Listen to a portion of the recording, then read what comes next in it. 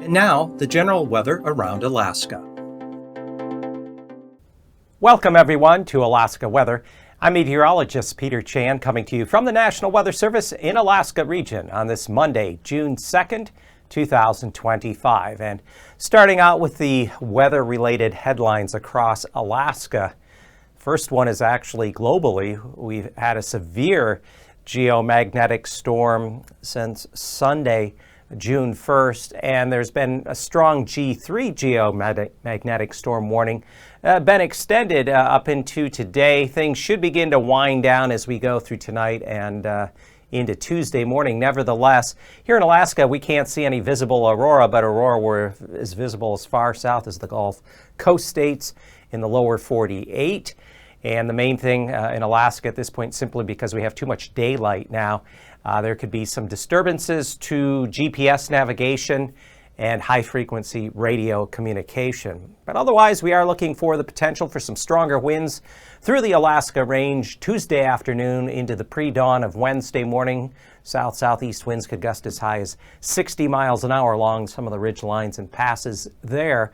And then there's the possibility of some more light accumulating snow along the spine of the Brooks Range as we head through midweek. Overall, an unsettled, generally cool and occasionally wet weather pattern will continue now that we are into June, maybe for at least the next week or two. No changes coming up. And looking at Anatuvik Pass, partly sunny, 37 degrees. You can see the snow cover from the previous system that had gone through there. And again, there could be some additional snowfall up through Adigan Pass there along the Dalton Highway, as well as Anatuvik Pass as we go through the midweek period. Good News Bay along kind of in between Bristol Bay and Kuskokwim Bay, overcast, light rain, some fog. There's a weather system, a front that's pushing inland through there, bringing low overcast and areas of rain, fog, and some gusty winds. And some of that moisture is going to continue further north and eastward across the Gulf up into around the Anchorage area. Could pick up some steadier rains on Wednesday as the result of this front working its way northeastward and eastward. Yakutat seeing rain and fog on this Monday afternoon, 48 degrees, and Lena Point there outside of Juneau, scattered light showers, and 50 degrees. And areas of the Panhandle continue to see a fair amount of rain. As I said, this pattern, especially southern Alaska along the Gulf Coast, including the Panhandle, seeing precipitation averaging above normal here as we go into early June. The only watch warning or advisory we have officially in effect right now as of mid-afternoon is this wind advisory in the Alaska Range. It includes Denali Park, Helion, over to near Isabel Pass, and on the other side of the range. Winds, southeast to south winds could gust as high as 60 miles an hour through some of the passes and along the ridge lines, especially starting Tuesday afternoon, continuing into late Tuesday night, the pre-dawn of Wednesday morning. And just checking up on the river breakup season, we're looking now at the far north. The North Slope rivers, such as the Colville River and the Sag River, have yet to break up. It's been cold up here, and they've had some additional snowfall along the Brooks Range and areas of the North Slope. No real change coming up here, probably for the foreseeable future through this week. Fire danger has crept up in areas of the state, especially through the central eastern interior, where you have breezy conditions combined with dry conditions. Temperatures have not been all that hot for what they could be for this time of year. A few areas have been well into the 60s, once in a while approaching 70, but we're just looking at more the combination of the dry grasses with some of the breezy conditions, lower humidity. So the fire danger could be high to very high. Yukon Flats, areas of the Tanana Valley, even the upper Copper River Basin, and then also upper parts of the Kuskokwim Valley there between McGrath and maybe Lake Minchumina. And then looking at the satellite imagery, we have a number of features to note. Curl in the clouds, there's low pressure here that's coming up toward the southwest coast, particularly Kuskokwim Bay. Here's the arc within there. There's this frontal system that's going to be pushing not just northward but eastward into the Gulf.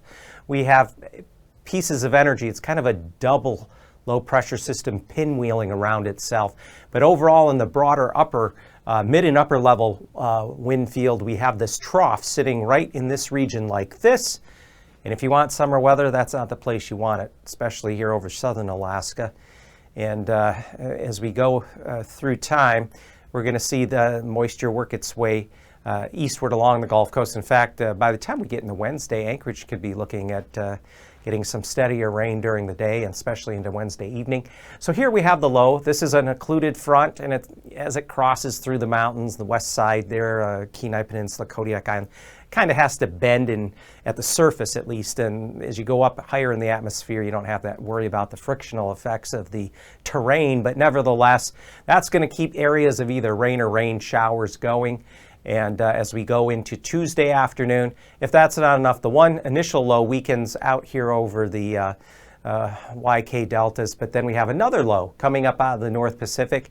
And this is what I mean about this cool, occasionally wet pattern continuing. That low by Wednesday is going to pull up to near just northeast of Kodiak Island, the entrance there, Cook Inlet in the western Gulf.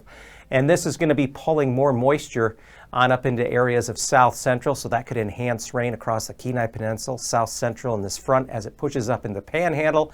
As we get into Thursday, we'll bring more rain there.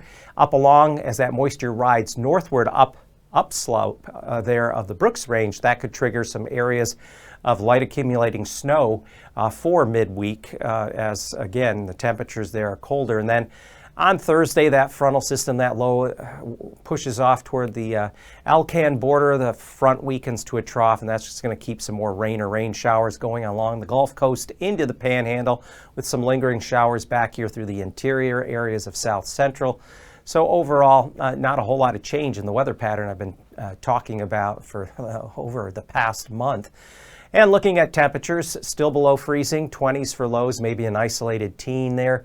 North Slope, Arctic Coast, we have temperatures above 40 degrees in the Yukon Valley, Tanana Valley, and then generally lows in the lower 40s south central, low mid 40s across the Panhandle, near just above freezing over at Savunga.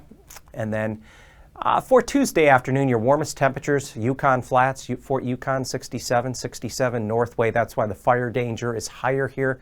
Plus, you're going to get some breezy conditions coming down there over the Alaska Range, and that's subsidence there, helping to dry out the atmosphere further with that Chinook warming. So that's why the fire danger will be higher across this region and up here in the eastern interior.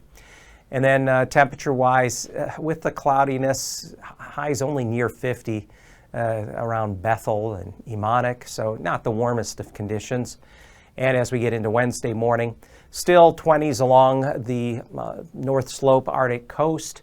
We find readings again in the above 40 through the middle upper Yukon, up the Tanana Valley, near 40 in through south central, back down into the mid upper 30s along the YK deltas out toward St. Paul, 36 for a low. And then temperatures Wednesday afternoon, not quite as warm because I think in the interior, just going to be more in the way of some cloud cover.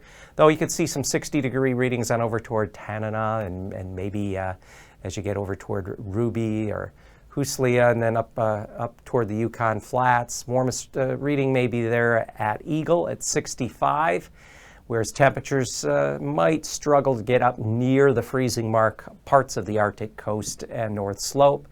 And readings in the 50s with perhaps an isolated 60-degree reading or so in the Panhandle, especially in the south, maybe around Ketchikan. Otherwise, it looks like some steadier rains could develop across portions of south central with that frontal boundary just kind of washing out through this region and pulling that moisture further northward. Well, probably don't want to see this, but the 6 to 10-day temperature outlook by the Climate Prediction Center of the National Weather Service once again indicates higher likelihood of below normal temperatures over the eastern central mainland, especially along the Alcan border, down into the Panhandle, which would just imply cloud cover and some occasional rain, keeping those temperatures below normal. But the whole state generally seeing temperatures averaging below normal, with the least closer to normal trailing out along the Alaska Peninsula and maybe up along areas of the Arctic coast. Precipitation-wise, we're finding precipitation average a bit above normal, especially along North Slope Arctic coast, extending down along the Alcan border, maybe closer to normal, extending from the Panhandle out toward the southwest interior with maybe a little less than normal out along the Alaska Peninsula and extending down toward the eastern Aleutians.